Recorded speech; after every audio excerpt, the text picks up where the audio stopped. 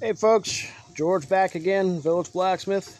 Just to show you, since our last video, the change in the rusting. We found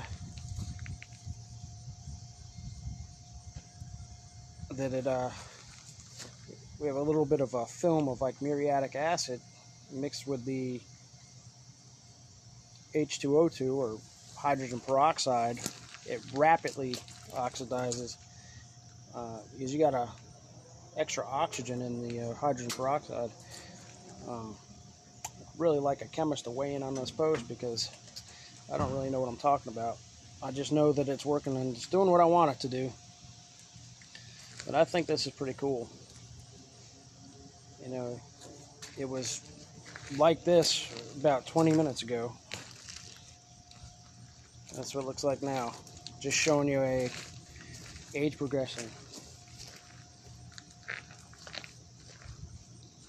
Yep, that's right. We can travel on time here.